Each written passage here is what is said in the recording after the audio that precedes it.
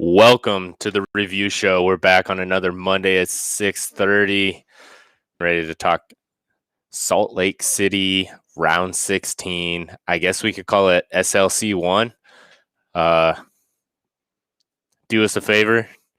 Let us know where you're watching from. If you are a new watcher, we do like to try to communicate as best as we can.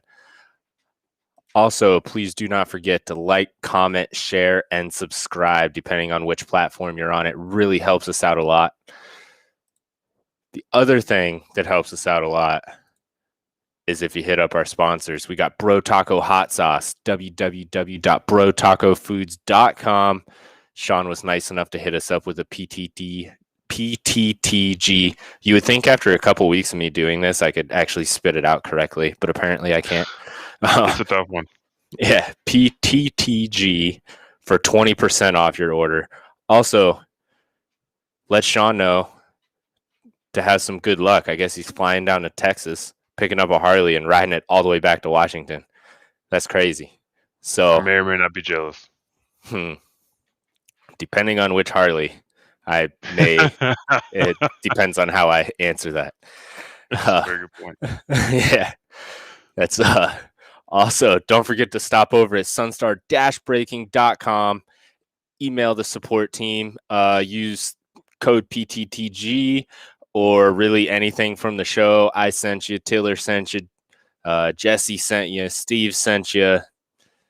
It's all good. And they will hook you up with 30% off. That's Sunstar Sprockets and Chains, hooking up the PTTG community. Also, don't forget to stop over to your favorite motorsports media network, powertotheground.com.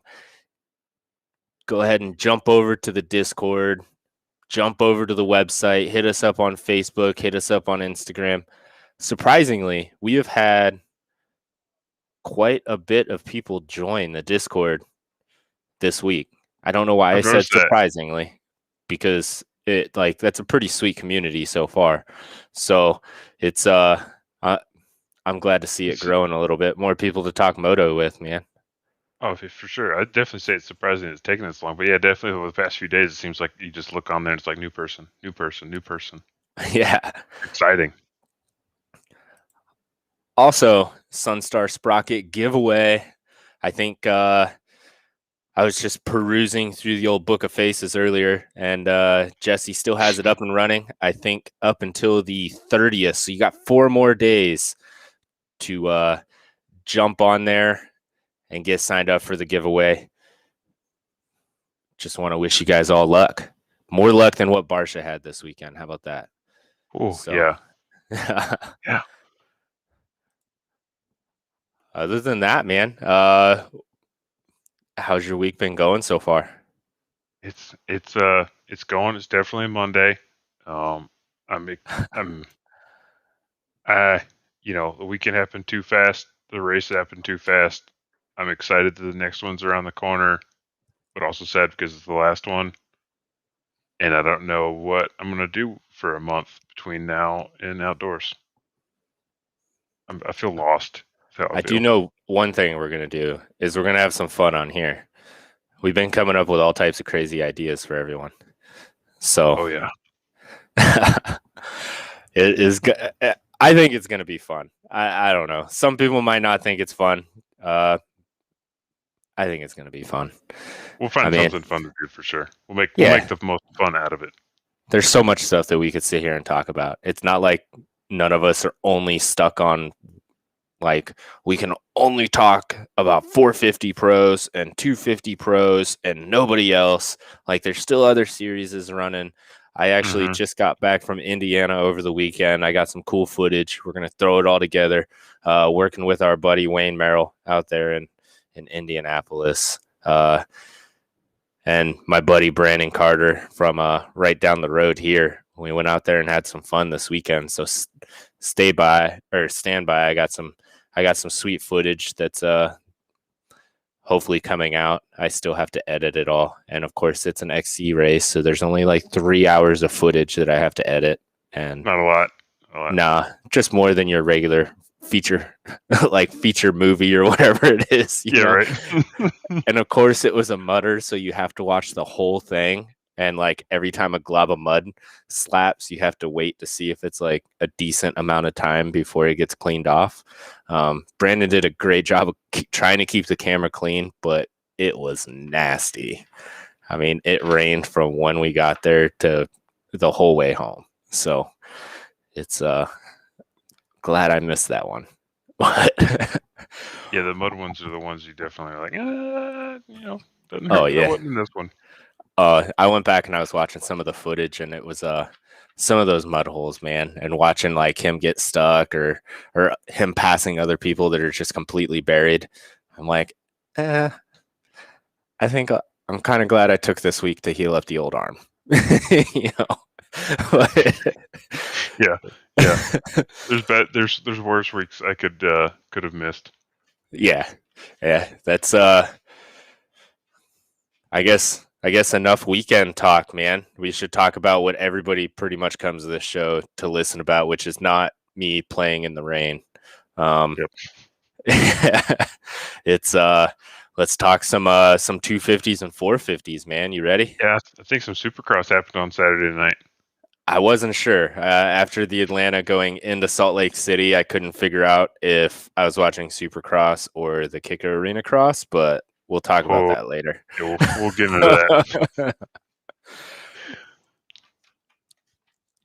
Run down our 250 top five real quick, man. We got Shimoda, Jet Lawrence, Nichols, Moseman, and Doe. Where did Doe come from?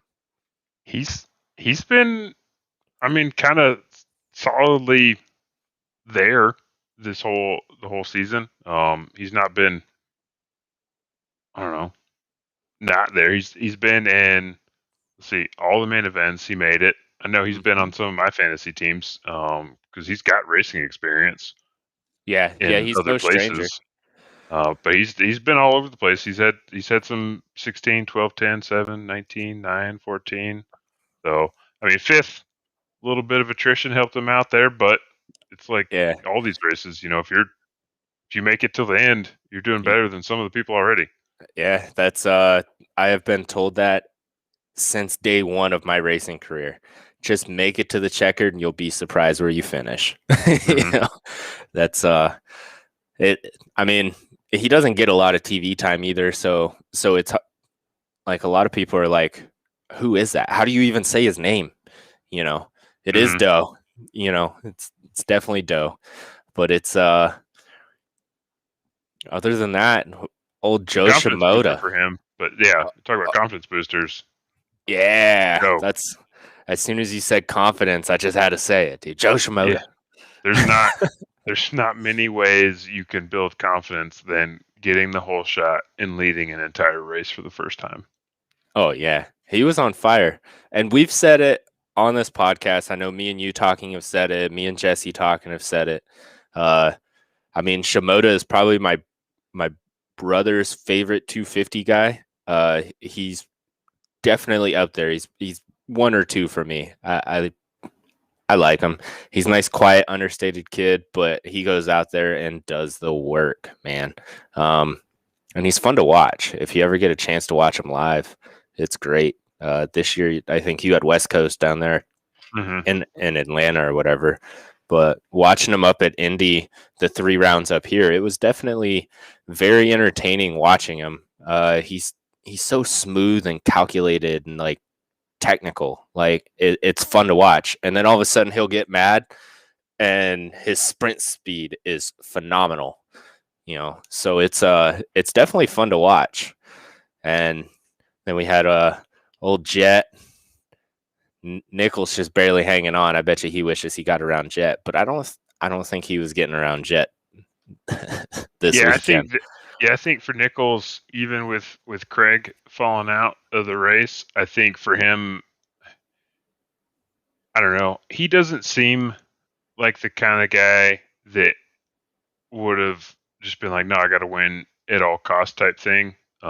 Just to get it over with tonight. I think it's more of a I can ride comfortably, and that guy and somebody at that level sure you can attest to, riding comfortably for those guys has got to be still fast. Them just doing the Oh motions is yeah. still obviously, assuming he was a top 5 type ride in that field on Saturday night. But yeah, I don't think there was any reason for him once he realized that he didn't get the whole shot. It was probably just kind of like, I know I would play it safe, and I can't blame him for not trying harder, assuming he wasn't trying his hardest. To just get third and say, we'll just carry it to the next night and know that this bike's going to carry me across for the championship. Yeah. Well, it also, well, that's the thing is the next race is the East West Showdown. Mm-hmm. So if I was Nichols, I would have wanted to wrap it up tonight because now you got some real, you got everybody, except for the guys that are hurt. But I think if he would have wrapped it up tonight, I think he would be in a lot better mood, I guess I would call it, going into the Oh, for East West sure. Showdown, rather than knowing this is the 250 race that everybody I know of has been waiting for all year because it should be from round 1 to round 17, should be an East West Showdown. And then you also have, I mean, you got Cooper coming in, you got Hunter coming in. Craig, I guess, broke his ankle, so he's out. But if he would have just gotten a little bit better start, I think he might have been able to get around Jet to wrap it up. Well, Jet, I don't think it wouldn't have been Jet that he needed to get around. I think he needed to get around. He needed one Yeah, more he would spot. have been 1 point off. He would have been Yeah. 1 point off the lead if he got around Jet. So I think after they realized when Craig hurt himself, I I wouldn't blame that team for thinking like, hey, you could easily wrap this up tonight. The one scenario that can't happen for you to wrap this up tonight is Joe Schmoda getting a whole shot, leading the whole race, and finishing in first. Not to say that he can't do it, but like you got to say, like looking at the whole Oh yeah. season, it's the one scenario that can't happen, and they're like, what are the chances? Pretty And good, man. You can't count Shimoda out. I he mean, would have had to have beaten Shimoda. Like that was the one thing yeah, he had to finish in front of Shimoda, and he could have wrapped it up. yeah, And it wasn't Joe and Colt in fourth and fifth. It was Joe and Colt in like first to third, where the points differences are more than 1 point per place. It was just yeah, all the like the one situation that couldn't happen for him to wrap it up last night is what happened. yeah. I mean, you can't hate on it. I have a hard time believing that anybody in that class, especially in like the top 5, are not stoked for Joe anyway. Oh yeah, Every and that's and every single. I mean, Jet and Joe are friends, obviously, but the whole yeah. there was everything afterwards where those two were congratulating each other. I read an interview with Joe today where he was talking about some of the stuff he and Jet were talking about after the race. They're on completely different teams. They're good friends, and I can't imagine a guy like Colt. He's not. I even think a guy like Justin Cooper would be excited for Joe. Oh And yeah. Cooper's way too just mellow and shows no emotion most of the time. I bet Colt is probably like, if I was gonna not wrap up a championship, I'd want it to be for a guy like Joe to be able to get a whole shot and lead a whole race. Yeah. Yeah. That's very true. If I was in those positions, and I will never be in those positions, but if I were, I started about 20 years too late into this to be able to be in their position. But I have been in like circle track and go-karts and stuff like that. And it's hard not to be stoked for the guy, man. It's really not. So even if Nichols was a little bummed that he didn't get it wrapped up, it's not a bad bummed. It's not like I went out there and washed the front and ended up in 6th place, Yeah. 94. But it's it it happened because somebody put on a phenomenal race. Yeah. And you can't go in there and definitely, I mean, if it's not that it's either happy or angry. You could be like middle of the road and not care. Who knows? Maybe Colt's apathetic to it, and we just don't know. I don't think he's angry about it in that yeah, sense because of that. When you get angry about it, then you run into these situations like you got with Jet and Mosman, where they're just I don't being even understand that situation, to be honest with you. Like, pissing kids at each other for who knows what reason. Like, yeah, get over it. You what, guys like, clearly said you were wrapped up for whatever BS reasons, like races ago. Why do you got to go yeah, bring it back up? But it's like we're saying, Jet's still a kid. oh, I yeah, remember the dumb things I thought and said and did and overreacted about when I was that age, and just because he gets paid way more money than I do now, um, yeah, doesn't mean his emotions still aren't a child. You can, I guess. yeah. I mean, before we click the go live button, we were sitting here trying to figure out how Jet is so mad at Moseman. And like, to basically, I don't know if he legitimately flipped him off or not across the start finish, but he definitely threw his hand up there. And I don't know. I'm guessing it wasn't like the okay sign, like good to go. I know. But What did he say? He said in the clip from the press conference, because I still don't think they've gotten the whole press conference out yet. In the clip from the press conference, Jet repeated multiple times that he was showing Mosman that he was number one. hmm, That's how he phrased it. It's like just had to let him know he's number one. yeah. And I mean, if it looked like he flipped him off, but the camera is not the greatest when those dudes are doing like 30 miles an hour going over a jump. Yeah, So zooming in on a guy's middle finger is not their strong point. yeah, so I mean, he very well could have been putting up number one finger. All I know is that he looked all the way back, eye to eye, and threw something at him. Yeah, he was not excited. His going back to the press conference though, his answer as to why he did it, I feel like was very subpar. Um, or the excuse, I guess, that he gave as to why he did it, I felt was a little subpar. Where he's like, he tried to take me out, he aimed for the front wheel, and like we were sitting there talking about it. We both went back and watched it numerous times. It's on the highlight videos. It's not hard to go back and look at. I don't think that was simply the case. I think Moseman pressured him a little bit, and I think that the slight little bit of contact that did happen was not intentional, because I think these guys are all good enough that if they want to take you out, they will take you out. You A know? la Merch Banks. Yeah. Yeah. Cough, cough. But it's so I can't believe that excuse. I felt like maybe his emotions or hormones or attitude or something like that was heightened when he did see that it was Moseman in front of him. And they had a nice little battle there for a little bit where both of them could have taken each other out when they wanted to, you know? And then that happens. And then I don't know if maybe that's why Moseman just kind of, he didn't seem to be having a very great night to begin with. I mean, he was kind of all over the place. So, I mean, I don't know. It's hard to say, but that was a pretty immature move. Like, so Yeah, but I guess even like I think I was saying earlier, he's young and emotions, but then we look back at how much older is Kenny.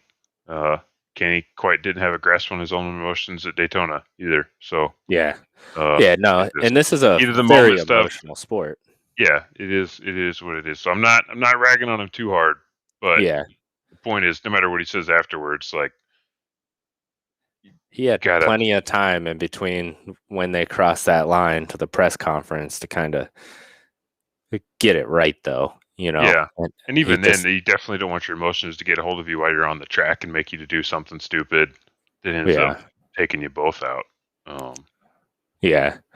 Although we have seen that already this year between those two. So Yeah, yeah. I don't know. But What are you gonna do? What do you guys think about it? If you're listening to us live on the video streams, we do have the chats running. Jesse is a fan of Joe, also. the first and only comment that we have is Joe with all like capital and lowercase letters. So Jesse is a fan, but let us know what you guys thought about the Jet and Mosman thing. The only other real things that we have is the 450 stuff, and we'll get to that when it's time. And then I'll ask for your guys' opinions and stuff too. And it's also, don't be afraid to comment after. We do try to go through most of the comments and still interact even after the show. So let us know how you guys feel. And if you are listening audio only on like Spotify or any of your podcast networks, jump over to our Facebook page, join the conversation, or the Discord, even better, which you can get from the Facebook page. Yeah. So real life, real time. Yeah. Let's throw up some 250 East points. So it has been so long, I had to actually go back and remember how to like spell some of these names. So what were they? They were off for what, like 7 weeks or something like that? It was a really, really long. And the fact that they made it, I mean, I can't even imagine being Craig. You make it 7 to 8 weeks of training, not getting hurt, and then you get hurt. Oh. Did you see his ankle? Yeah, I saw the picture they posted before the race when I think his wife was saying like, we're gonna suck it up and try to go. I saw it then. I haven't seen anything after that, but so I saw the after photos, and you could tell that his boot was really the only thing that was allowing him to, I wouldn't call it walk, but kind of like skip along, like really limp along, because it ended up being like the size of a softball. It looked like his ankle is screwed. And I was reading a bunch of stuff on it, and guys are like, well, how did that happen? Blah, blah, blah. He kind of baseball slid down the face of the landing. I remember, I think it was Ricky or maybe it was Blair saying that he did catch his toe on the lip of the landing. So it wouldn't surprise me. I mean, riding boots offer really good ankle support. However, I don't think they're designed for a toe catch like that with your full body weight on it sliding across the dirt. So I think that's probably how it happened. I hope it's not too damaged. There's not much about a boot that's gonna protect you from like the impact from the bottom of the boot. Like if he was sliding and the bottom of his foot, toe, heel, whatever, caught the lip of that jump and like had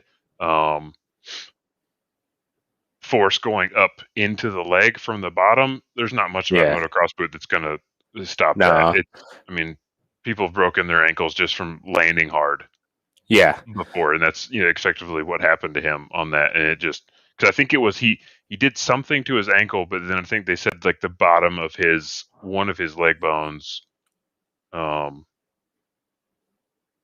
was broken right there at the bottom of the leg bone. It wasn't just the ankle. So yeah, it was definitely a pretty heavy impact on there. I think if he did break something down there, it's a lot easier to break your fibia than your tibia. So that's a couple weeks out. He might miss the beginning of outdoors too.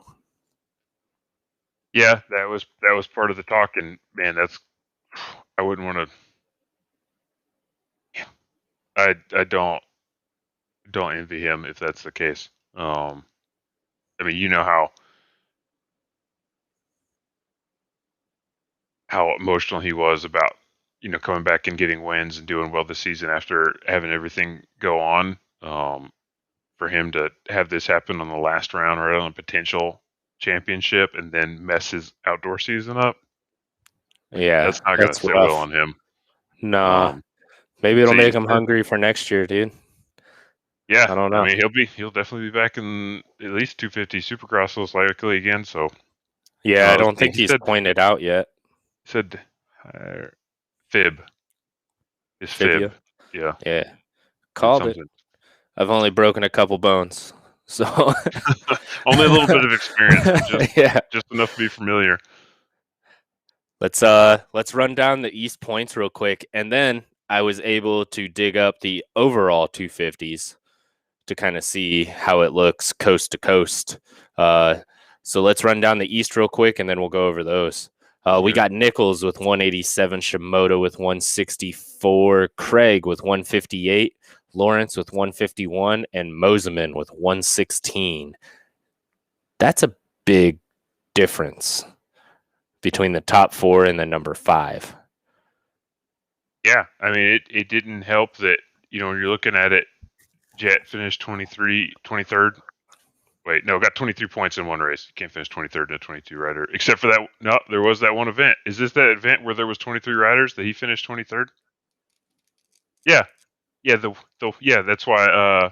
Remember the whole um Oh, why in do you get the Indy line two? up thing? Yeah, Yeah, yeah. So he did. Yeah, he did, wasn't 23 points. Nope, nope. That would have been winning. He finished 23rd in like the one event ever where there's going to be a 23rd place in the Supercross. Jet claims that. Um, that'll be a weird trivia stat one day. And so, right. and then Mosman didn't even race two races, Indy 3 and Orlando 1. So that didn't That help could be. out. So, and then Craig didn't race this one. So yeah, there's there's going to be a gap there for the what effectively the top five guys. Three of Yeah, them missing races. But then yeah, going into that, yeah. So effectively, worst case scenario, Colt doesn't race. Joe could win the championship, but I don't see that. no. But who knows? We also thought Craig was going to race this week. Yeah, I don't want to jinx it. that is I'm a very Colt guy, true. but we all thought Craig was going to race last on Saturday night. So I I was kind of iffy after you watched him severely limp away. I thought he was. I don't know how he would have been able to work his shifter. well, I mean, not just like after the race, like after the accident, but like Yeah, if something random can happen, like I said, 7 weeks of hardcore training, outdoor training, even, and then to lose it during qualifying on a race day, Colt's still got another yeah, week. Hopefully, he doesn't really get on the bike and just takes it easy on Saturday. yeah. Very true. So the 250 overall points. This is East and West. Is looking like a lot more fun for a stat guy like you rather than a huge jump like the east to west stuff. We Mm-hmm. got Nichols with 187, Cooper with 180, Shimoda with 164, Hunter Lawrence with 160, and Christian Craig with 158. That sounds like a pretty fun battle, especially those last three where they're all right there. That sounds like a pretty fun battle. It would be if you had your wish and they awarded. I'm still trying. I'm still trying. If This we is a keep life talking, goal of mine. we can't stop talking about it. If you No. stop talking about it, then the dream's dead. So we'll Yeah. we'll always talk about it and pretend. So I mean, yeah, there's you can't act like there's not. I mean, granted, the points are relative within their coasts, but there's a little bit of pride there about being maybe the guy that finished your series. Yeah. They both got 9 races. You're the guy that finished your series with the 9 points bang races. With the most points, but yeah, in that coast, and I'm sure Jesse will talk about it, but uh, there's only 3 guys potentially in the championship hunt technically, but it's even crazier for Cameron McAdoo to potentially win. Who knows? Yeah. Something could happen if a Craig incident happened to Justin Cooper next weekend. It could be a real tight battle between Hunter and Cameron for the title. So I'm not going to say it's not going to happen, but hopefully the bad luck all went to Christian Craig on Saturday and it doesn't affect anybody else. Yeah. That's Jesse's asking an interesting question. Who has the better finish next weekend, Hunter or Jet? This is the most interesting thing I think about the race next weekend. Like we'll just say let's pretend like the titles are effectively wrapped up. At this point, it just comes down to like fun racing, and I think those two really don't have anything on the line outside of their brotherly rivalry, and this is the first time they're going to be on the track together since I think Salt Lake City last year at a Supercross track was the last time they were on a Supercross track together. And I needed to go back and double check that. I'm pretty sure Hunter and Jet were racing together on the same coast last year and put them on the Salt Lake City track. But yeah, so they're the only ones that really have anything to kind of prove to another racer out there next week, other than potentially taking, somebody taking an easy win because the championships are quote unquote wrapped up. So who wins, Hunter or Jet, man? Oh, I, Ah, I, if we take the start out of it, let's say they both get a good start. I think Jet wins. I think if they both have crappy starts, I think Hunter wins. Hunter's been more impressive to me on an eye test level as far as just blitzing through the pack afterwards. Hunter's definitely seems like he's a better passer Then than again, Jet. I'm really thinking about all three of those Atlanta races. I remember him just hauling through the track, through the pack on some of those tracks. And This maybe that was isn't just because the Atlanta thing. And this isn't Atlanta, man. yeah, I don't know. I re- ooh. I'm taking Hunter. I personally want Hunter to win, but I don't. I I'm don't know. taking Hunter. I think this is Stamp Jet it. territory. Eh, we'll see. Those stats of Hunter's tell me that Hunter is better at Supercross than Jet might be. Yeah. Well, I mean, Hunter only had what 2 races in SLC for his whole like Supercross season last season. That was all he had. He jumped in late, did 2 races, and then I think he got hurt again, or re-injured his shoulder or something. So he didn't even get a full set. So Jet's got the experience on the tight tracks like this one is, and So are you taking Jet? yep. All right. As much as What I about want you? Hunter to win, I think it's Jet. So we got Hunter and Jet. What about you, Jesse? While we're waiting for Jesse to answer, let's while we're still on 250s, how many more laps do you think it would have taken for Jet to pass Shimoda? 3. 3? Let's see. Okay, Well, jumping back again. no less Jesse's than going 3. with you. This is the Jesse and Tiller versus Doug weekend coming up. So Like Jesse's I said, throwing out two laps, and then Jet probably would have caught and passed Shimoda. Not I just think catch, but catch and pass. yeah, that's where I'm getting caught up in. Is I think 2 to 3 laps, Jet would have caught him easily. I don't know how big of a fight Joe would have put up. I think Joe would have put up a fight. You forget Indy when he almost landed on Jet just trying to make the flat corner pass? That boy's Yeah, hungry. He's hungry.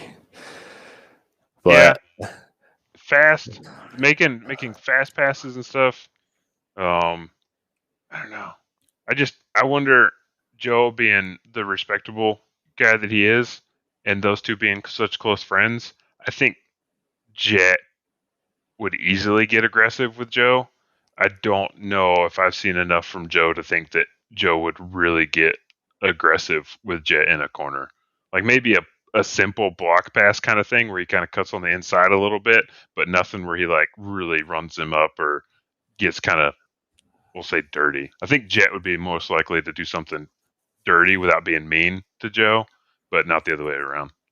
well, let's I'm gonna throw up your graphic. I do apologize for the audio, guys. We'll do our best to try and explain this. Well, Tiller will, because to me it's just a bunch of lines. Maybe we can throw these simple graphs up on Facebook later for anybody to go over and look at and have a Yeah. conversation about. So let's explain your graph here, man, because it's looking a lot like Christmas. Yeah, the colors, right? Yeah, so Yeah. it's just a simple graph that basically did a line chart that dotted out each lap. They did 19 full laps, as recorded by the AMA, of the lap times between Jet, the red line, and Joe, the green line, kind of showing where they're at. And obviously, I was thinking if you look at this and see granted, the numbers, it seems like a much bigger difference between like 49.5 and 51.5, but that's really not that big of a difference. So Jet was recorded as coming across the start line the first time in fourth place, if I remember correctly. Joe Schmoda obviously had the first, so when you're just looking at these lap times, you wouldn't expect that Jet was only in fourth place coming around. And it's just kind of showing Joe definitely had a little bit easier lap times right off the bat, getting the whole shot, and just exactly what you would expect. And then Jet kicked it into gear and started doing what he does. And then right about where they ran into lappers, because I think they lapped up to fifth or sixth in this race. Right when they started running into lappers, you can see it right there, probably lap 13, 14, real Yeah. heavy. That's when they both started getting about the same lap times. Also, when Jet started playing with Moseman and trying to catch up to Joe a little bit more, they started running in. And then we'll see it in the 450s too. Once they both got a little bit closer, they probably freed up. Like I said, if they're lapping up to fifth or sixth, then the gap between the people they're lapping is opening up a little bit more too. It freed them back up to start putting in lower lap times again, Yeah. um, and that's what they were doing. But it looks like Jet was putting in a little bit lower lap times more often there right at the end than Joe was, which is obviously he was catching him. So Yeah. like you said, your question of how many more laps would it have taken, and based on this, I think 2 to 3 would have been a pretty fair, reasonable assumption for Jet to catch Joe. Yeah. Yeah. I can't argue with that. That's kind of what I was thinking too. The catch and pass is where I get hung up, Mm-hmm. because it's I have a feeling Joe can be a lot more aggressive than what he's ever shown, but it's also, is he willing to, is the big difference. We all know that Jet is willing to at the drop of a hat. Mm-hmm. Um, Yeah, I think but Joe's just a little bit more controlled and would be more likely to be on the reserve side given the opportunity. or maybe he's smart enough to do the old let Jet take himself out of the game type of thing.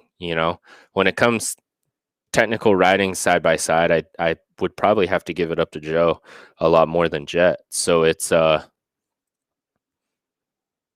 to say, Mm-hmm. does, if Jet gets a little bit heated up, Joe seems a lot more cool, calm, and collected, and I do think at this point in both their careers, he is a little bit better technical wise as well.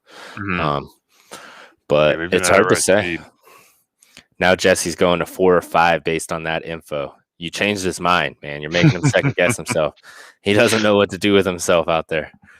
But Yeah, it's it's a hard. You could read that kind of stuff a few different ways when you're looking at those lap times. Like I said, once they started getting where if they really were lapping around fifth or sixth, those fifth or sixth place guys were spaced out a little bit more, so it's not like they were running into multiple lappers every yeah, lap there for a couple of laps. So they had a little more free space, and you saw it. They both their lap times dropped back down. Both of them did right there at the yeah. end They were a little floating bit. around like the 49 and a half, 50s once they got a little bit of clean air. Mm-hmm. Yeah. But it's Shimoda was definitely knew he was coming though. You kept seeing him look over like, okay, I got a little bit of time. Yep. The track was tight All enough and he right, I was got a close little bit enough of where time. he could easily look over and see. He knew where he could that he could see where his friend was. Yeah. Yeah, definitely. That's what other there wasn't too much 250 news, man. It was Craig Nah. getting broke, Shimoda being awesome, and Mm-hmm. then the Lawrence Moseman Days of Our Lives episode that happened.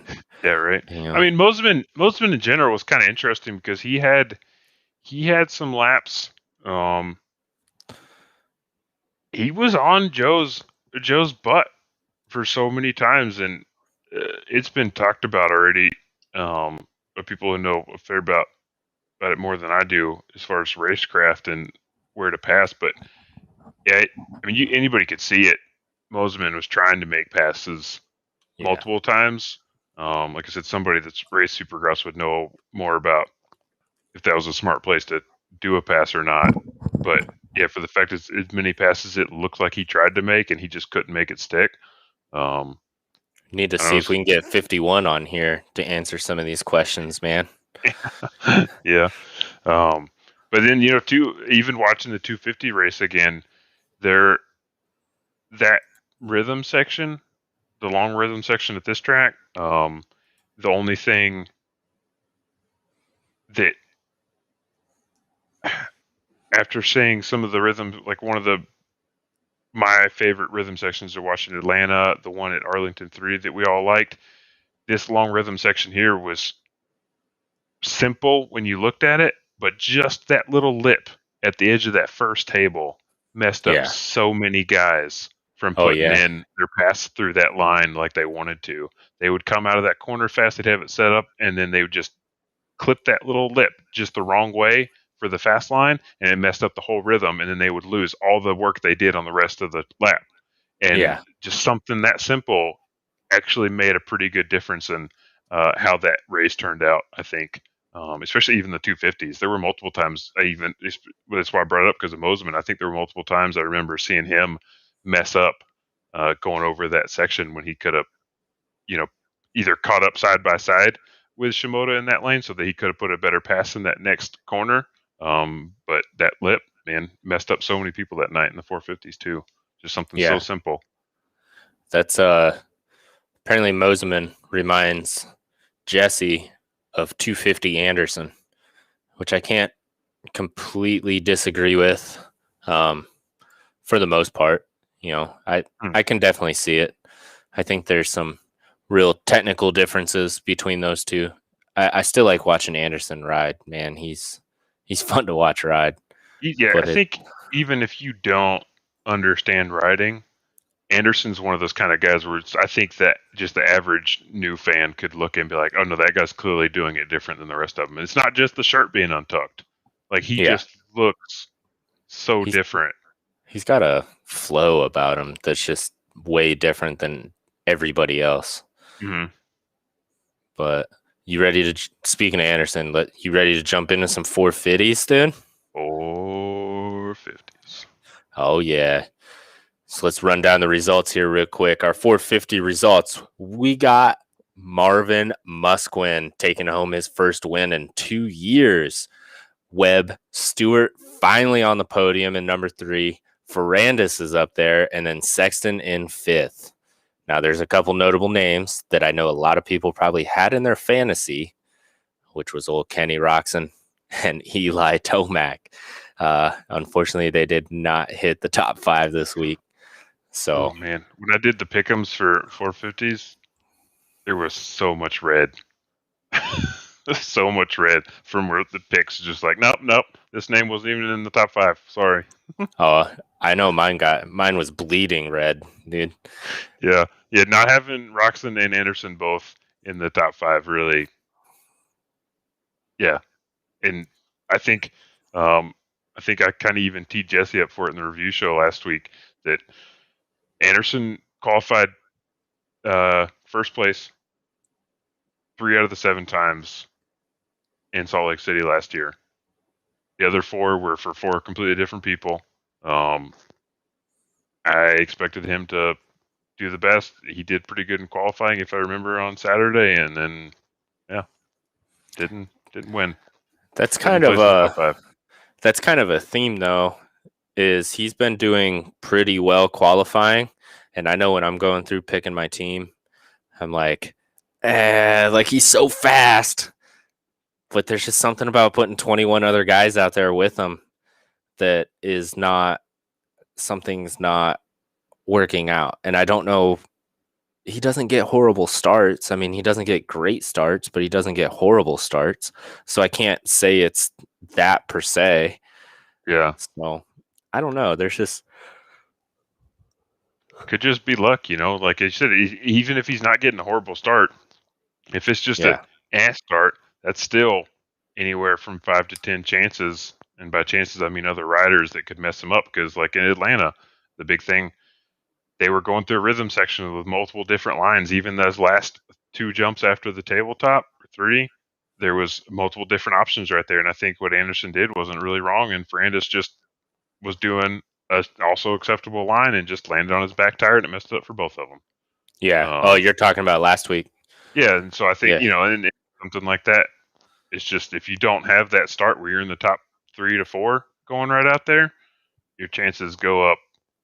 I don't know, exponentially is not the right word, but it feels like it Yeah. changes for how you got to deal with other riders and how that can affect your night. And Anderson That's just didn't execute it. Jesse says he feels like Anderson is feeling the Cincerillo roll right now. Oh, He's poor not Adam. doing enough dirt angels for me to accept that. So Yeah, he's finishing races. He's finishing yeah, races. yeah, that's but I do agree that he's coming out on fire in practice and qualifying, and then for whatever reason it's just not he's not finishing, and it's sad to see because I like Anderson. I think he's very much a Anderson reminds me of the 2021 version of like a punk rock type attitude where he's like, I can go do whatever I want, but I'm gonna go do this instead, you know. Mm-hmm. And I really like that. But let's run down some points because there are not really that many changes. We got Webb with 362, Roxon with 340, Tomac with 312, Barsha with 273, and Plessinger with 249. So there, I think, what is it? Mookie, I forgot sixth place, but Mookie is He's got pretty, 230 in seventh yeah. place. Oh, who's sixth place? Anderson with 236. Oh, okay. Yeah, so there's a very good possibility that that will be the whole top five, pretty much in that order. Uh, come the end of Salt Lake City 2, the final Yeah, showdown. it would take Plessinger to have a very unfortunate incident for that to not very unfortunate. I don't know. Say if Anderson wins the next race, Plessinger got 15th or something less. It could swap, but I don't think there's too much on the line in their contracts for their pay about who gets sixth place in the championship. No, but there's a lot of new guys in that area, you know. Mm-hmm. Not necessarily new to 450s or new to Supercross by any means, But Plessinger but being in the top 5, I think that's going to be a big feel for him, especially being oh yeah, above 2018 Supercross champion. That's yeah. going to make him feel good at the end of the day.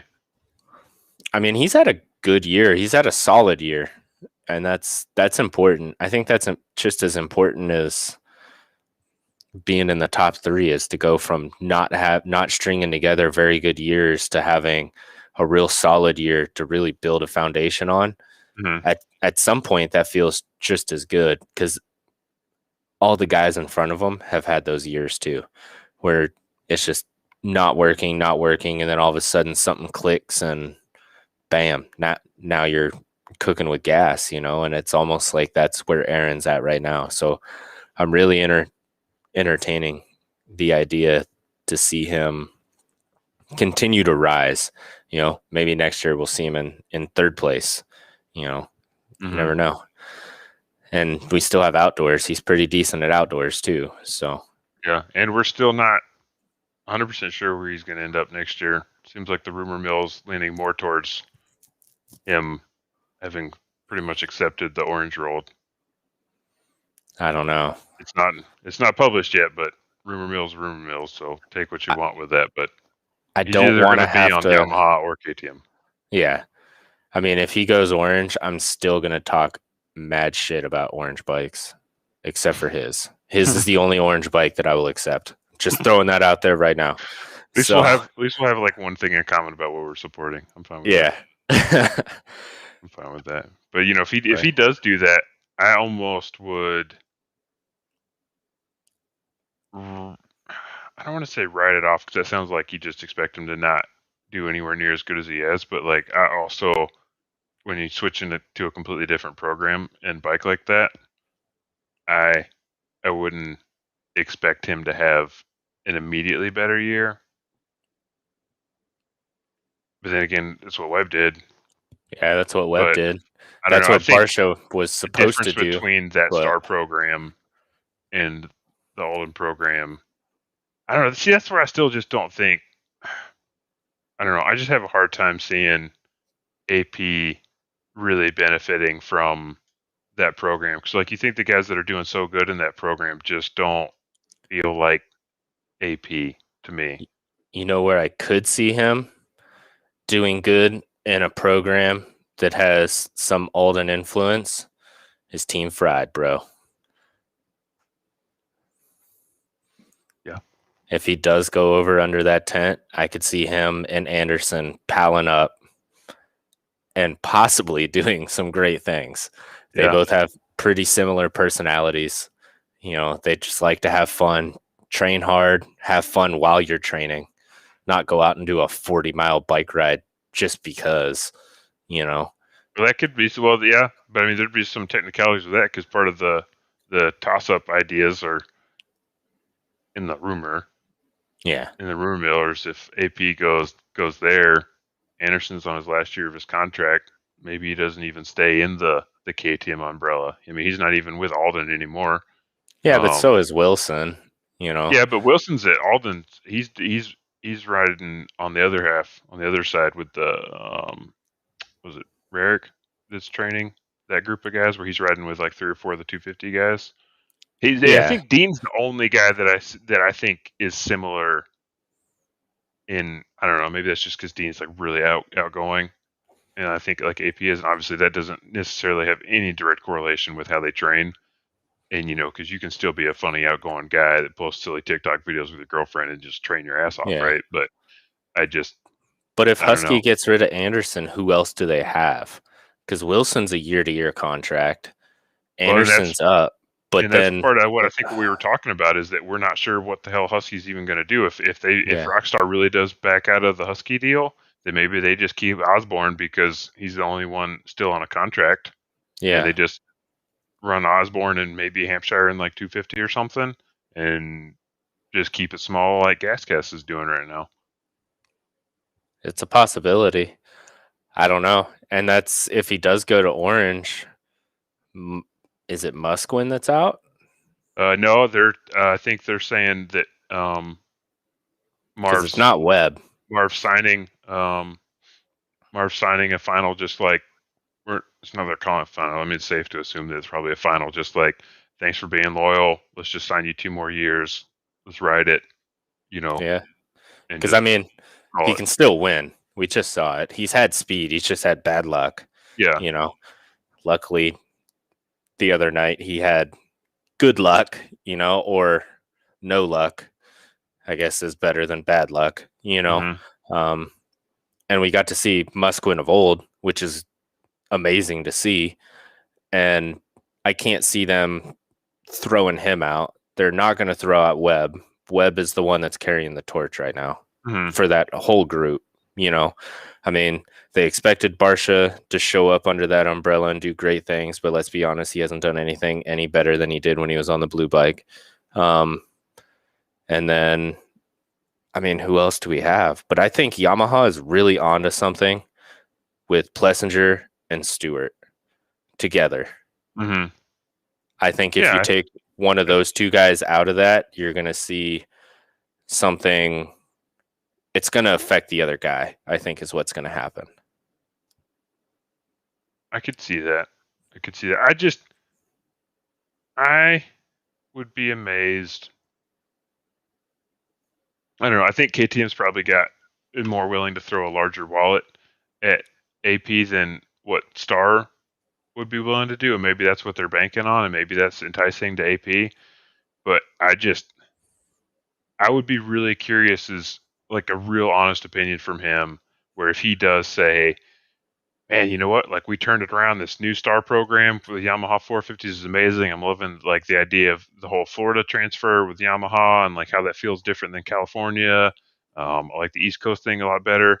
Just what is it about the KTM offer that is so much better to make you say, oh no, I really think they can put me on the in first place. Is it just because that's what Webb did, or is it Yeah, but what saying what is it's the so what is the objective thing that you're looking at as saying, yes, I believe this is what's going to make me better? Is it, and who knows, he may, maybe it's just a feeling, maybe it is a dollar amount, and I wouldn't blame him for it, but I just think yeah. the progress he's made with the star change this year, the whatever changes they found halfway through the season, that's really just made him feel better. And it's got to be something really enticing for him to want to leave that program. Well, they shook up the whole team pretty much for him, you know. So it's to say it's because of the Webb thing. That's like apples to oranges, man. That's not even the same team anymore. That's not That's what even I'm saying. Like it's kind of hard to say. Like the comparison of Webb on the Yamaha 450 to KTM isn't quite the same thing as saying yeah, Plessinger on the Star Yamaha 450 to KTM. Like it's a different jump. Like you're talking yeah, about a jump of 5-1 versus the jump of, I don't know, 3-1 type thing. yeah. It's a It'll jump, be but interesting. yeah, I I'm don't know. definitely following this as close as I can, because I really like AP, and I Hmm. I like Yamahas, so I can't. To me, it feels amazing, you know, and I don't want to cheer for an orange bike next year. Yeah. So I will. I just don't want to have to, you know. Yeah. Well, I mean, I don't know. We'll see how it goes. But yeah, as far as the top five in the championship, um, it's most likely just going to stay, like you pointed out, exactly the way it is. Yeah, Which there was a point halfway through the race where we were sitting on the couch watching it. It was, even at certain points for me, I was getting kind of excited about it. They'd flash on the screen. They talk about points as they run. Kenny's got a 9 point behind on Cooper, and I was just like, man, this is another this 2017 year, like tight yeah. final thing. Like this year is going to happen. Salt Lake City 2 final round is going to be exciting to watch. If there's a 9 point gap, it's Oh it's yeah. really going to matter. And then I it mean, happened. if it was a lot closer than what it is, I would do couch cross by myself if you guys couldn't join me, dude. Like, I was so stoked, and I've been saying it all year. I don't care who wins, who places where. I just want a close race. I want to see a Supercross go to the last round again, Hmm. you know. But I don't think it's happening this year, man. I don't want to wish ill on Cooper. I don't want to wish ill on anybody, but yeah, there's only one way it's gonna come down to the final race. Even The then, if Cooper's out, then yeah, if Cooper doesn't start the race, it's automatically Kenny's. I don't see Tomac's that. not even in the No. running, so it would The be automatically Kenny's if something happened to Cooper and he didn't even start the race. But the the only chances thing are I no. think would make it super entertaining where we would be like yelling at each other like get on Discord now, like let's go, is if something happens to Cooper in the heat race where he has to go through the LCQ. Now we all know he's probably going to win the LCQ, but Hmm. like we've seen with Anderson and Barsha and stuff like that, it just makes it a little bit more interesting where you're like, where does he start? Like, can he get Because through this race? Like, especially if it's a mechanical, there's always that in your mind. Like, hmm did they fix it or did they fix it like Osborne? Was it Osborne at Loretta's where they changed the gas tank but didn't bring any gas? You hmm know, is it one of those deals? Like, how's this going to shake out? yes, as soon as it diverts a little bit from normal, which normal for Coop is, Top three all day. yeah, standard stuff. Yeah, yeah. That's that's the best way I can think of it being highly entertaining without anything bad happening. I mean, granted, that's still to be in Cooper's, the mechanics, like DeCoster's, like any of their shoes. It's a horrible feeling. But to us, the fans, to know that he's safe, he's all right, just maybe just a little bit of a bike problem, like he threw a chain or something like that. Yeah. just something to keep it a little, Yeah, shake it keep you up. on the edge of your toes. Because like even on Saturday night we were watching the race.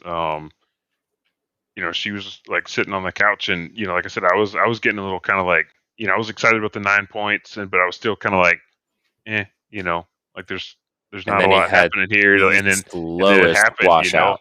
yeah, and I got excited, and she was all like, oh my goodness, like she was getting like really into it. She got super excited seeing Mookie on the podium, and it was just reminding me. I was like, okay, like I get a little Dude, jaded sometimes by this stuff, but like it's still pretty exciting stuff. I want that gear. Which one? Mookie's gear. I want that. Oh, I yeah. I would mean rock that. that was I made that comment multiple times during the race. I was telling my daughter, I was telling Amy, I was like that kit is fire. I think even what did my daughter say? She said she was like, yeah, that's a good fit. That's a good fit. I was like, that's really Oh good. Yeah. yeah. Even the I didn't like Mookie's gear the first two ATL races because it was that purple and gold. Yeah. What is that? The Lakers? I don't know anything about Yeah. basketball that he was going with, but that third race, that kit was Dude, so Seven's good. coming out with some cool stuff. I wish I wasn't so fluffy. Um, it doesn't. I've had a pair, or I've had a set of it, and it doesn't. It doesn't fit me properly. Hmm. Like how I like it. It's a little tight in places I don't want it to be tight. Um, Hmm. but Can it's relate. yeah. But it looks awesome, man. Like that's when I wish I was just kind of average height, but really skinny. Yeah, So that then it would fit. it's But it's gear like that sometimes make this new Thor gear just look are you talking so about the bad avocado gear? man, just it's the it's too baggy for these guys that are so fit. Like that gear is made for guys like you and me, that Yeah. that that, that aren't just like the pinnacle of like athletic body style. And then so they do that. The colorway is not the worst part. Like the colorway is Eh, definitely hit or miss. Like it's not the best, but it's not the worst. The eh. worst is the fit on these guys, and then they don't even bother trying to put matching boots with it, Yeah. I'm which is bad like, with that. I got red and white A7s, but the kit I wear is like neon blue and neon green. yeah, And then I have a red, white, and black helmet. So I don't know, I look like a bad pimple. it's a hard But thing. It's a hard thing for even like you're above the tier of a weekend warrior, but you're not a professional racer with gear deals. They can just be yeah, like, hey no. guys, can I get a set of boots that matches the gear I'm being forced to wear this Yeah. weekend? And It's that's it's where not it that does hard. kind of suck for like Mookie though too, is because Seven doesn't make boots, you know? Yeah. And I'm pretty sure their neon yellow is different than like Thor or Alpine Stars neon Hmm. yellow, Yeah. And You just that's go, but then you have the just got to opportunity to get just it all close. black. You know. Yeah. And it's like the same gear with this Thor gear. Like all these guys, all season long, every time they wear it, I hate on them for it. I'm like, why did you have to just give them black boots? Just don't make it stand out. And then you give them boots that make it look like how baggy these pants are wearing. And then the Now, color. Anyways, we could talk. the only one that can get away with different colored boots, and I like it, is Osborne. Those red boots, when I see those things charging through the pack, I get a little excited Hmm. because Oh yeah, I dude, I keep I am thinking an about if Osborne I'm gonna fan. buy another set of boots. I was thinking that because the boots I wear now on my street bike are Garnets, and I was wondering, I was like, man, I wonder if they make. I keep thinking about it, and I keep forgetting to look it up. But I wonder if they make red boots like that um, for street, because I would do it all day long. Yeah, I don't know. I wear Ariats on my street bikes, so they don't make red boots like that. So Yeah. I don't know, but it's yeah, that's Jesse also threw up another good possibility that could make it happen. Think of Zacho with the flat tire, man. That That's was all so it takes to take frustrating it. for everybody Oh, watching. it was, but it gave me a new appreciation for Zacho, Oh, dude. dude, Zacho outdoors last year, yeah, so much more appreciation Oh for my Zacho. Just gosh. every time you don't think that you can like that guy more, it just gets a little bit better. But yeah, exactly to his point. That's all it Just takes. something little like that. Maybe he gets a flat tire because that happens. You Yeah. know, Gate had Pinch a the flat tube. tire. Damn I'm it, sure it's Dunlop probably had guy. some more. Yeah, Yeah. right. So yeah, there's lots of lots of little things that could happen to make it exciting. That's the only thing we can hope for is just a little bit of excitement. Um, Oh yeah. because Not too much though. I don't want to all see anybody miss outdoors. all it takes is but I mean that's all we need. Who knows? A flat tire in a Supercross race with like this. The only thing that could happen is Ken finishes first, Cooper finishes last. That's where they're at, 22 points. I don't see Ken that has to get happening. Yeah. 23. Coop has to get first. No, wait, that happens. They're at 22 points. Ken gets 23. Cooper gets first, but 1 point by actually finishing the race. Then it's a tie, and it comes out to who gets more wins, which was So it's Coop. Cooper. That Yeah, would still be entertaining though. it still would be like a remember that year. Yeah. But it's just stuff like that, man. That's what we need. Yeah, So to wrap up my slides real quick, not my slides, the graphics or whatever, you threw together some other ones. So the one with everybody is a bit too much, man. yeah, that one was. It was in my head. It I made was. sense. It would be easier to look at if there weren't the variations in some of the guys, like when they went down, and you look at Yeah. the really slow lap time. So with in my head, when you're looking at them all closer together, you keep it. It'd be a lot easier to see them all on there, but there's just one too many on there. So I figured, what is it? Top It's a, two plus Kenny with Kenny's yeah, 30-second freaking wipeout. yeah, That was the three that was ways probably. the I don't he fell so slow. Kenny? That Hmm. was I don't even know how to put it into words. So I'm gonna throw that up there. So we got Marvin Musquin, who is orange, if you can see. We got Cooper Webb that is blue, old school Cooper. And then we got Kenny Roxon that is red. And for you guys listening audio only, we will still do our best to explain what is going on in these lap charts. However, we'll also throw them up on the Facebook so that you can see them as well. So take it off, Taylor. Yeah, so I mean, it's just we're looking at the line chart like on the last one. We got the lap times for Kenny, Marv, and Cooper over the course of the whole race. Um, Kenny was out front. The lap times on the first lap, obviously Kenny had the fastest, and it was going. They were going about, I mean, real close. Obviously, lap times. Even if you're doing the same lap time, if you're not in first place, you still got to pass people to get up there. I mean, you can see that Marv, the orange line, was keeping up with Kenny. Doing pretty good for the considering the fact that he wasn't in first place with open air like Kenny was. Um, Cooper was keeping right on there the same lap times with him too. They were all moving pretty much in line with each other, other than Ken for those first like 6 laps where he was in front of everyone and didn't have to be behind anybody. He could just kind of run with it. And then he was going. And actually, when I was looking at this and putting it together, I didn't even realize, and we probably wouldn't have noticed, but there around lap 10, he had that slower lap anyways, which allowed them to catch up with him. Um, Yeah. and maybe that kind of put some pressure on him that we didn't really think about. Well, if you look at Because it was the two just following laps right after that, 11 and 12, Marv must have smelled a little slowdown, man, because he charged a bit. yeah, and that's kind of why I was really thinking about putting this together because I remember watching the race and I was watching the gaps between them, and I was noticing a couple times where I was like, man, the gap really changed that lap, and I wanted to see kind of if that was just me, was it bad AMA timing, which I mean technically this could still be, um, but yeah, like exactly what you just said. Maybe Marv saw something right there at 10 because those next ones he just kept going, and maybe that put the pressure on Kenny, and because it was lap 14, um, or in lap 14, 15 when he went down the Yeah. first time, um, and that's where everything got messed up and he got passed. And then also from there, you see Marv Cooper and saw it. Marv are just Yeah. going, and then Marv slows down a little bit. Cooper doesn't slow down as much.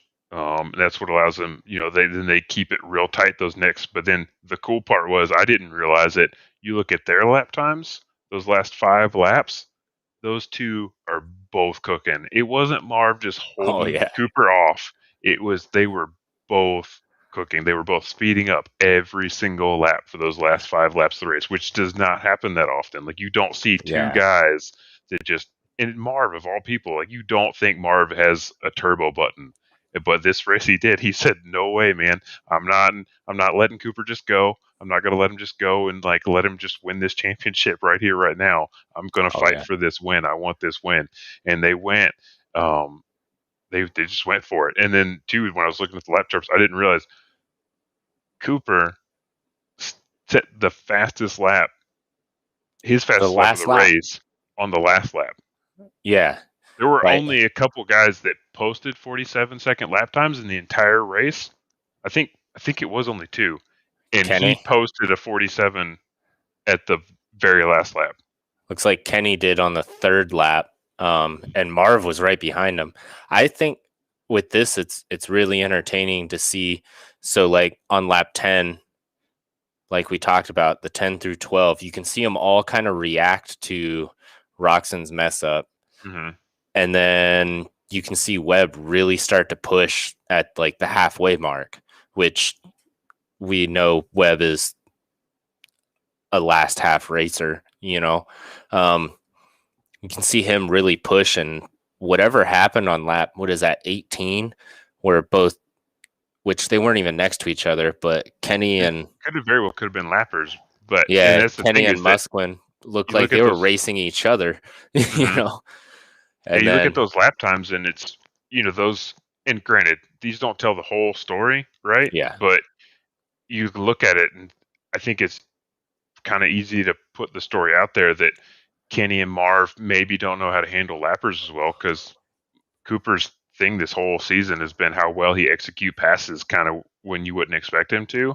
yeah, And this just shows that these are probably the same lappers, granted in a different part of the track, but probably the same lappers that he's dealing with the same lappers Kenny and Marv are dealing with the whole time, right? Over and yeah, over again. But his lap times, while they're changing and going up, they're not as drastic of a change as Kenny and Marv are dealing with yeah, lappers. He's able to just find a way and just keep like he's slowing down, but it's a reasonable rate of slow down each lap depending on the amount of lappers they're running into. He's making work of the lappers even when he runs into them while the other guys are struggling with it. yeah, yeah. He's definitely. It looks like the last 5 laps, Kenny just kind of gave up too after the last slow up because he Yeah, I was don't remember what happened way to him off there pace. on. But it's I'm gonna drop that down so I can see your marvelous face. Yeah, look at it. Right. But it's I think stuff like that is awesome, man. It's whenever you get time, I'm not gonna say no to putting those up, dude. They're just fun. They're a So fun way to tell the story because oh it's yeah. it's things like that. You talk about like, oh, he, it's like a shark in the water. He reacts, and then when you can sit there and look at it and see like, here's Yeah. something happened, and like here's him actually reacting. Because sometimes I get kind of cynical listening to talk like that. Sometimes I'm like, oh, well, yeah, of course, like he reacted. That's what they do. But like, is it To actually more like what was it that? see it, Yeah, yeah, like there you more can in a see it. physical. Yeah. I it's definitely entertaining, and like I said, we'll throw those up on the Facebook page for everybody to see.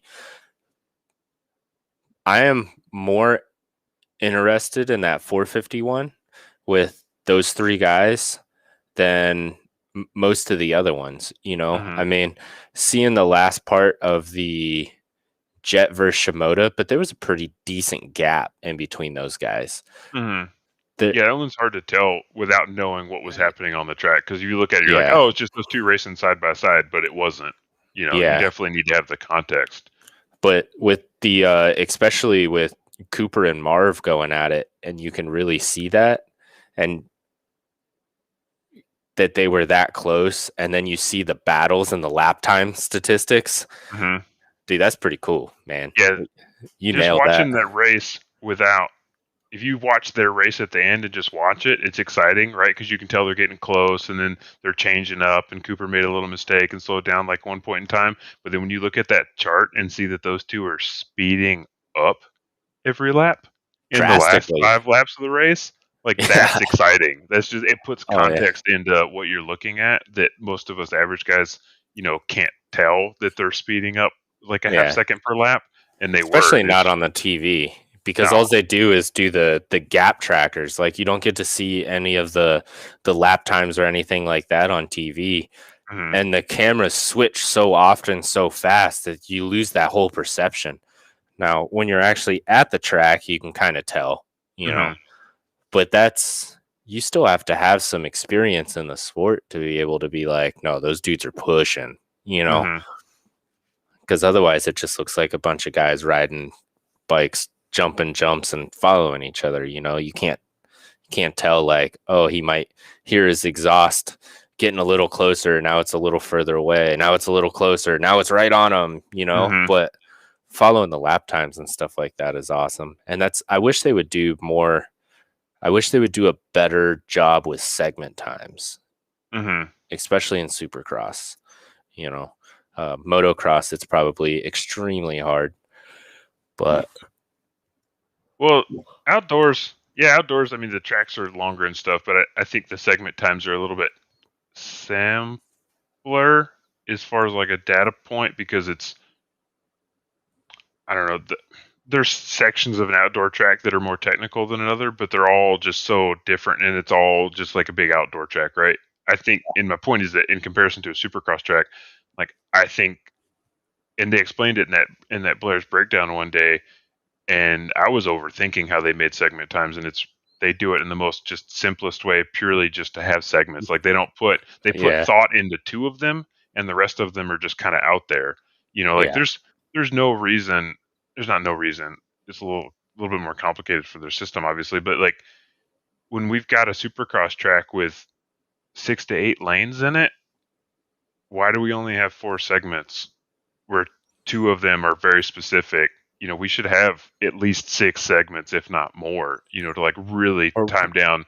Like, granted, we're not the teams. We don't have they've got the lit pros. They can really time each lane down and the corner times, entry and exit and stuff like that. But I don't know. I think we deserve it at least, like maybe when you got two long rhythm lanes and a 180 connecting them, I don't know, maybe have enough in there to where like you can really segment those two specific, the start of yeah, rhythm lane 1, the 180, and the very end of it. So you can really, and they pointed out to us at the beginning of the night, they're like, hey guys, we're going to talk about segment times. Segment 2 is this very specific thing. So when you see it and we're talking about like, oh, they went through the whoops faster or whatnot, I can tell you like, look, here's segment time 2. yeah. This is how much faster they went through at that time. Like, holy cow. Speaking of them bringing stuff up on the set or on the broadcast, though, Daniel Blair and RC have done a phenomenal job. Yeah.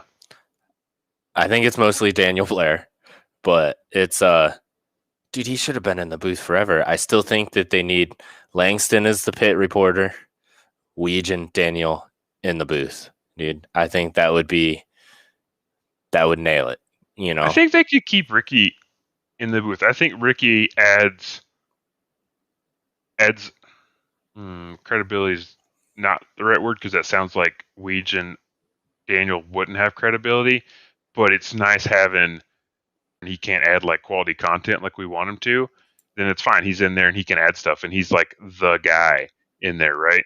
But then when you get guys like Weege and Daniel who can just talk it out and then throw stuff to Ricky and have him throw it in, that's fine. But I think maybe the problem with Ricky that some people might have is the fact that it's just relying on him too much. And maybe he doesn't need to be in there as a piece where he's relied on and he could just add, you know. Yeah, Um, but yeah, Daniel, I was disappointed I didn't get to watch it live, but when I went back and watched it last night, I was really impressed he with what nailed he it. did.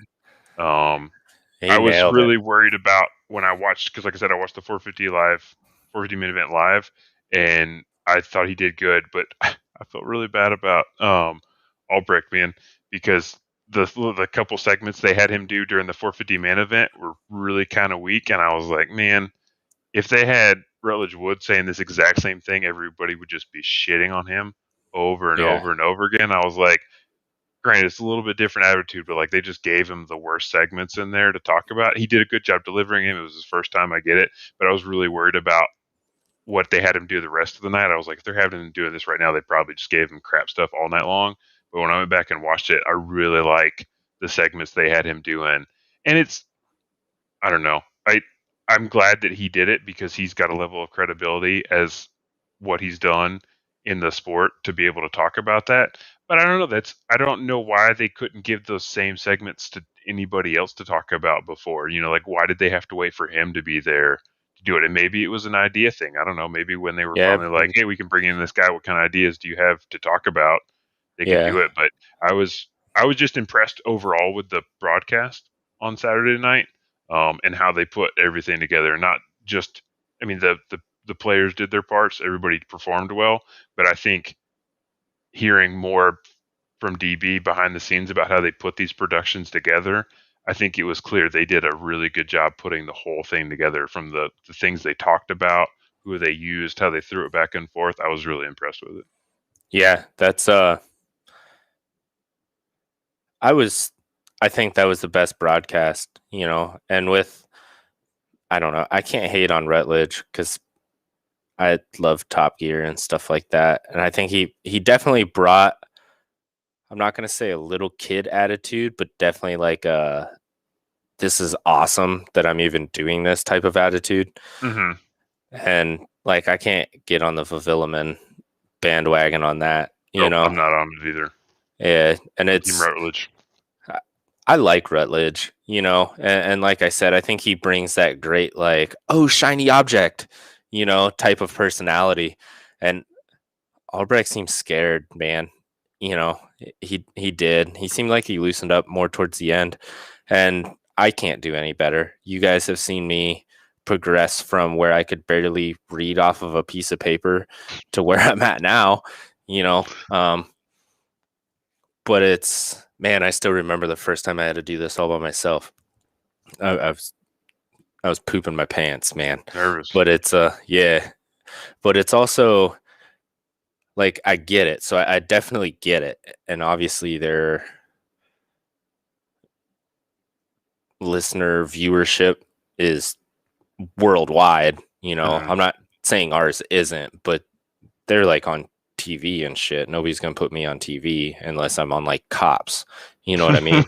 So it's like I get it, but it just I don't know. I don't mind having outside people in our sport.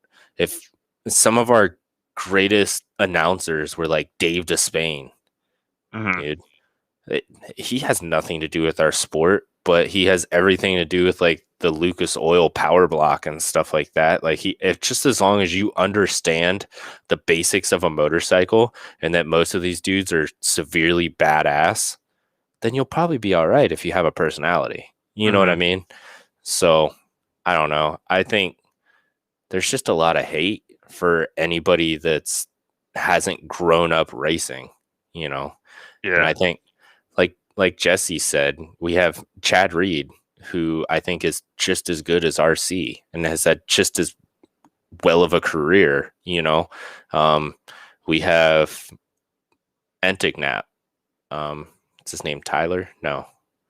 Which Is one? The that one it? that's doing the broadcast stuff now? Yeah, it's Tyler. Yeah, Tyler.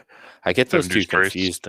Yeah, I get those guys confused all the time because they're both like, let's go do music, let's do this. And like, Adam is not afraid to just stand in front of a camera and talk anyway. So Yeah.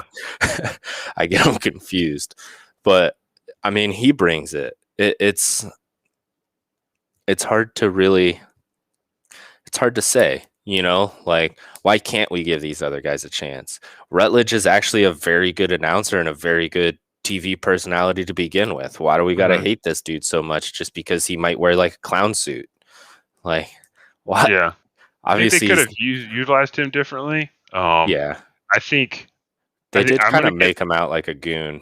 Some yeah the that segments they gave him seemed very goonish. yeah, and I think they were trying something for him, and I think a lot of the cynicism towards the decisions they made this year with the announcers and swapping them out were for people who just I'm not saying don't understand business, but like aren't opening their mind enough to consider the business decisions they're trying to make and trying to figure out this year. Yeah, It's Like these aren't things that they can test out and try without actually doing it live. Like they have to do a broadcast and they have to try it to figure out Yeah. what works and what works. I hope, I mean, NBC wise, I believe they're using this data. They're looking at it. They're figuring stuff out. They're making decisions based off how things are going. And for people to just like watch a broadcast on a Saturday night and just lose it on social media and go off on Rutledge for like no reason without, I mean, who knows? Maybe I could be wrong. Maybe NBC doesn't care and they're just like, these guys had a free schedule and we've got them on contract and they're cheap, so we're just gonna utilize them. And we'll find out next year. We'll see what happens next year. If nothing sticks and they don't act like they learned anything from it next year, then Yeah. And I it's think a whatever. lot of But it I hope has they're to gonna do figure it out. with budget wise too. I mean, if you're trying to bring in sorry, I got distracted. But yeah, Michael says Despain was his favorite. He's one of our regulars on the old Discord too. Oh See, you yeah, guys just don't know what you're missing out listening, not hanging out on the Discord. gotta come hang on the Jesse thinks Discord. that Jesse thinks that Dungy would be a good disposition, Oh, but did I mean I'm a hardcore Dungy fan, but I think disposition is the right word. I think he described they got to work on his phrases a little bit, but his phrase bank is about as big as Ricky's. No disrespect, but I'm not saying I could do any better, but um, well, let's give it a Dungy's been shot, pretty dude. good. But I Let's think the let's other go thing that down there. happened this weekend because the switch up they did putting JB on Race Day Live. He was so Yeah, good. I've loved yeah. having him on there, and then I got that he did the fly racing show in the pits in Atlanta when I was down there, and just hearing him like talk with those three goons the whole time. He's so he's so good for Oh yeah. it, just classy, and he can talk about it. Yeah, I was Dang. surprised. Michael said you guys are crazy. Dungy would not be good in the booth. I, I can't say one way or the other because I personally never really heard Dungy talk. I'm not one to listen to a lot of the interviews or anything like that. But I don't know. I don't know how I would feel about that. You know, I guess my short list would definitely have Reed on it. When Reed was in the booth, it was good. You got Justin Brayton. His years are numbered too, and he's been in the booth and he does good. You know, Mm-hmm. um, I don't know. I also like how like Racer TV does theirs, where they'll just go by and find a racer that might not be 100% racing. Like they're not afraid to go grab Stu Baylor and be like, Baylor, your leg's broken. Come to the booth and help us announce this race. You Mm-hmm. don't have to be good. Ryder DeFrancisco, show up and help me call this race for Minios. Like just stuff like that. What? Why can't they do that? I I mean, think they've granted, been it's doing on. a good job of that during Race Day Live this year. They've had Yeah, longer. I think the way they do Race Day Live this year, granted, RIP Jim Holly, Race Day Live context. But I think the way they've been doing Race Day Live this year is so much cooler. But like giving them their own setup there in the stadium where you yeah, can see what's going on. I mean, granted, that was a little necessity because of COVID and the way they changed it up. But the way they're doing that, and they've got racers come up and talk about it, like they've had the cat AJ Catanzaro come up multiple hmm times in between his qualifying sessions to come up and talk about, guys, this is what's happening out there right now. I just yeah, rode that. This is what's happening. I don't know. I really enjoyed it. Granted, if they get better about how the cameras work during qualifying, that would be great. But yeah. baby steps, right? Well, So what I noticed, at least at Indy, is most of the cameras were just static, and then they would switch to them whenever people would ride through that area. mhm. So I don't think they actually have like camera dudes working because that's a long day. If you have to, Yeah, they're definitely operating on way less camera guys. yeah, They're not they don't have the full camera setup, but uh, just even like this is a different track, but like they zoom in way too much oh yeah, on the thing. Like you don't need to like zoom in on the whole thing. Like I need to see the section and what they're yeah, doing through the section, and you can't see like what they're doing through the section when all you can see is the bike and literally the jump face that he's on. Yeah, no, like I said, the race day live, they're practicing, they're doing. I really hope to see permanent change, semi-permanent changes next year based on what they've learned this year. This year was different because, like you pointed out, they've got contracts and stuff they got to work on. I really think that's why Ralph left, was because why have Ralph when we've got two other guys that are quality motorsports announcers that we can have do it. It was like a little bit of a budget decision, Yeah. contract wise, and it's clearly that's kind of what they're doing too. They wouldn't have put DB in the booth if they didn't have that flexibility to do that. If they would have had Ralph on contract, DB wouldn't be in the booth. No, definitely not. He deserves to be in the booth though. Mm-hmm. DB fan for life, dude. I'm gonna get it tatted across my stomach or something. You'd love it. You'd right? love it. And that's good old Jesse. Discord is cool. It took Doug months to get me on there, and I felt like an idiot when I realized how awesome it was. I'm glad you enjoy it too, Michael. Dude, it was. I was always on him. I was like, man, you need to get on a Discord. You need to. And he's like, I don't know. And then he finally joined ours or whatever, and he's never on it. And then I was finally like, you just need to invest a little bit into this, a little bit of time, man. And then he did. And now it has grown into what it is now, which I think Discord's fun. I have a lot of fun talking to you guys on there. Let's get ready to start wrapping this thing up. All right. So I went through and I counted all of the path start positions to finish positions and figured this one out. It took me a while, this race, because there wasn't like a standout winner like Hunter Lawrence last race. Guess who the Sunstar driver of the race is? You're never going to guess it. Wait, can you give me, is it 250 or 450? 250s. Again, dudes are putting in work on them 250s, man. John Short? Yeah. Yeah, my man on that yellow bike. John Short plus 10 in the main event. You guys are all saying Suzukis are slow. Get out of here. I'm not going to lie. I forgot that he was on a Suzuki this year until this race, and I was looking at it again last night, and they were talking about John Short, and I was like, I see a yellow bike. Because I don't think he was on a Suzuki last year, right? Because he's on the Bar X team. Yeah, I think so. Yeah, I'm pretty sure. And then what was it in Atlanta? Those guys, the Suzukis, did pretty good on one of the races. It was pretty surprising. Yeah, that Bar X team. The Suzukis aren't bad. So what if you can't tune your bike with your cell phone? I think this year you can. Yeah. Well, I'm saying like just people talking shit on Suzukis. I'm a Suzuki guy. Your only real downside is if you fall down on a Suzuki in a Supercross race, you're screwed nowadays. Yeah. Well, don't fucking fall. Yep. Can't argue. What else to tell you? Can't argue with it. You just don't fall down. Yeah. Like Roxon, nah, stay off of Suzuki, fool. Yeah. Which brings us to our next Bro Taco sauced it moment. Guess who I picked, dude? I almost want to say you're almost leading it into Roxon, but I imagine there had to have been a better sauced it moment.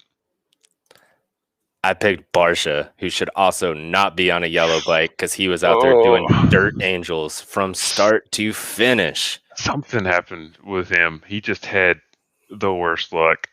And what happened is you steel frame guys put him up on a pedestal, and that fool's too short to reach it.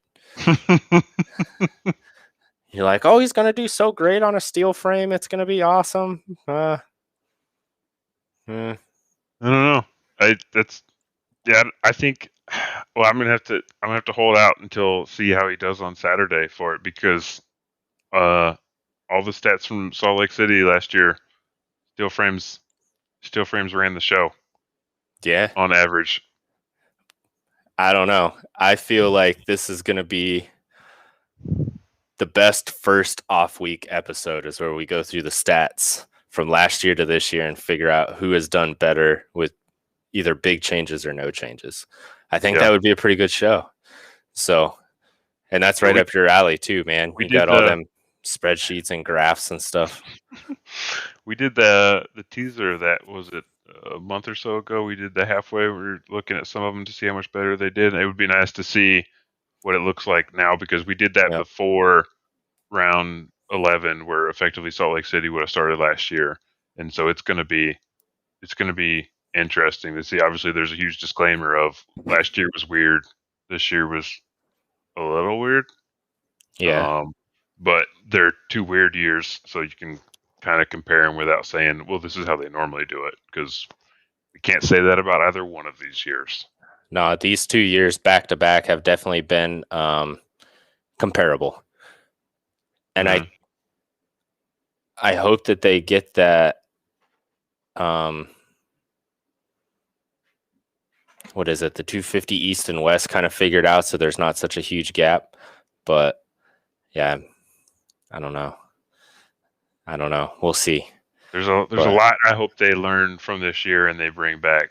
One of which being, please, more super speedway races. Oh yeah, please. Michael's checking me. He said, "Can he won 2 championships on a Suzuki?" I know, he's all over my office, Michael. I'll have to send you pictures of my office. I was thinking about that. Posters all over.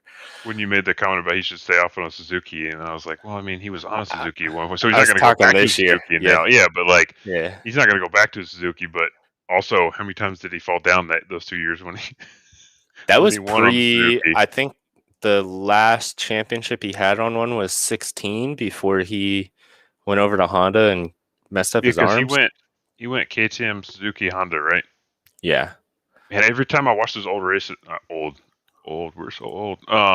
Those races from like 5-10 years ago, I keep forgetting that he was on KTM for a while, and I was like, it messes with your brain, doesn't it? Those are the years. Yeah. But yeah, it's no, I definitely have not forgotten that he has won 2 championships, but I'm a moto fan. I have short-term memory, so I only remember what has happened in the last 2 or 3 weeks and nothing past that.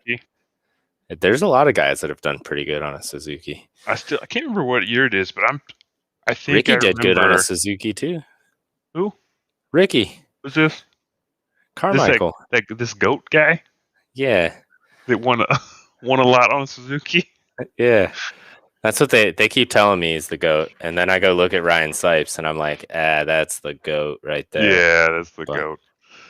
Yeah, they a lot of guys won on Suzukis, but also other than JS7, they didn't fall down that much. But then everybody that fell down had to kickstart their bike. So yeah, that's kind of a different era. Yeah, that's the thing now. It's a full on complete disadvantage now. Is they are the only ones that still have to kickstart their bikes when they fall down. Speaking of kickstarting bikes, I was talking to a couple buddies that are on that side of the ocean, and they said that there's quite a bit of rumors that the 2022 Suzuki might actually have electric start. That they were supposed to roll it out this year, but because of the way everything happened, they just wanted to get bikes in the showroom. If they're adding cell phone like fuel maps or ignition maps, they did this last year. Yeah, electric start. Like at this point, what does a couple pounds on the bike matter? At this point, they're not Depends leading the on game. Who you ask. Yeah. Yeah, definitely. Like, to some people care, but like, as far as a mass manufactured supercross bike, motocross bike, they're not leading the game. It's not like they're tied for second place and they're like, oh man, we can't afford to put a electric start module on our bike. Like, yeah, they're already heavy, but like, also you're already the cheapest, you know? Yeah. Like, they're acting like they're fighting in a different segment. Yeah, I don't know, man. So I don't know, but maybe that'll be another one of our off-week topics, dude.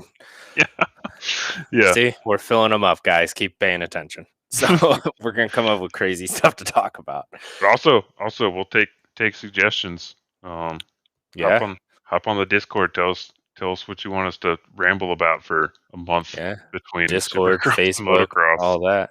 I know our West Coast guys are still at work right now. I feel sorry for you. Well, you might be just getting out, but when we start, a lot of our West Coast guys are still at work. The old 3:30. So I used to hate when shows would start around the time ours does when I was on the West Coast and everything was on East Coast time, because I'd be like, now I got to catch up, but I'm sorry, guys. I also don't want to be up till like 10 p.m. We're going next Saturday, I 10 o'clock know. Eastern, man. I This has been know. the one nice thing about this entire year is that I haven't had to stay up until 1 to watch a Supercross once. I don't Well, think. since we're all gonna stay up late and it's the East West Showdown, let's BS on the old Discord race channel, dude. Oh yeah, For sure. Because I'm gonna be type. sitting in my basement trying not to yell so I don't wake up my kids. But I'm actively going to be yelling probably so that anybody watching the race with me in my house doesn't fall asleep. ah. All right, man. What else do we got? We don't have much. Don't forget to stop over at brotacofoods.com. Use code PTTG for 20% off and add a note for Sean to see on his Harley ride Yeah. across half of the country. Wish him luck. Yeah, Wish that's him best wishes. Send him all the good vibes, all the good energy. Even if you're not buying oh something yeah. from him, jump on his. I think his personal Instagram is pretty open on there, and I mean he's probably going to share some on Bro Taco. But that's the one thing I'm excited to see. He's planning on recording that whole thing, and it's going to be. It's gonna Looks be like it's pretty going to be a sweet. pretty epic trip to follow. I'm definitely jealous. It'll be nice to live that vicariously through him. Sean, if you catch this episode, let us know what you're riding. I happen to know one or two things about Harleys, and I'm interested in how bad your back and butt is going to hurt depending on your bike choice. I do want to know what he's riding. He's not a tiny fellow, and I just personally want it to be a road glide because that'd be sick. That would be probably his most comfortable option. Oh But well, yeah, be best for his also, back. yeah, stop over at sunstar-braking.com. Shoot the support email. Use code PTTG for 30% off. Get you one of these fancy sprockets that are in front of me. So don't forget to stop at power the number 2 theground.com. Jesse just saw something, but I'm flipping through captions, man, so I can barely read it on the preview. Stop over power to theground.com. Hit us up, get some swag. Oh, shoot, that reminds me. Guess what just dropped before I started getting the show ready? Oh, the juggies. The jugs. The jugs finally came in. He's got the little ones. He's running a 25% off sale right now for today only. Hit us up on Facebook to get the code. I've already got one coming. I've been waiting for these jugs since I feel like Rose and Titanic. It was 84 years ago. You know, like that GIF or whatever, GIF, Yeah. whatever they call it, that I always send. That's how I feel waiting on these things, man. So I'm super excited. So stop over to power the number 2 theground.com. Click on the shop. Jesse is running 25% off. You're going to have to use code JUGGY. Let me throw it up here real quick. I just saw that pop up. Code JUGGY. Get you 25% off. Get juggy with it. Yeah. Also, don't forget, while you're over there getting your jug, hit up the Sunstar Sprocket giveaway. Sign up for that. It'll be pretty cool. So, I mean, everybody needs sprockets and chains sometimes. If you ride, we all know how fast that they wear out if you ride a lot. I do know some people that an aluminum sprocket will last them 2 years. I don't know. Get you a new one. You know. Yeah, it'll be a thing for a Tech Talk episode one day. But I the thing got about you. that giveaway that I didn't realize I don't have a bike with a sprocket. Hashtag shaft drive. Go.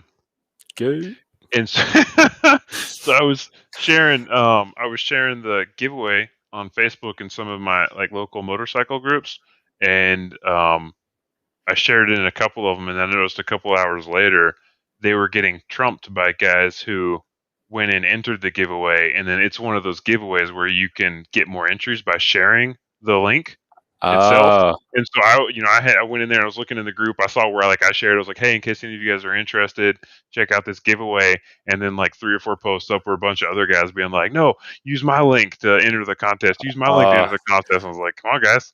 You just got to Yeah, share it. there Share you it to go. all your Spread it out. yeah. Spread it out. Spread it before But, somebody else does. right. So there you go. I didn't know about all that. I didn't share it. Obviously, I work for Sunstar, so I'm not trying to win Sunstar stuff. This is purely for you guys, the listeners, the ones that keeps the show going. Although me and Tiller and Jesse could probably just sit here and talk to ourselves all night anyway. Which we do sometimes. Yeah, which we do. But this is all for you guys. So share away, like and comment on it. And best of luck. So when you do get it, you will probably be hearing from me, and it'll be fun. So other than that, I don't think we have much. Get you a jug using code Juggies. I don't have a cool little pop-up thing for that. But we'll get y'all squared away. If you want us to do, I don't know, anything in particular for our off weeks, go ahead and hit us up either on the Discord or on the Facebook, and we will try our best. If you have a cool text segment that we might be able to do, keep in mind I am in my basement and I do have a desktop, so I am very limited on where I can go and what I can do, but I will try to do my best. Same with Tiller. If you have any cool stats or something that you want to do, I mean, maybe we can do the greats of the past versus the greats of today, on some stats. Who knows? Tiller works all them magic numbers. Hit us up. Let us know. We're always open to any type of suggestion. And until next time, we'll catch you guys. Have a great night.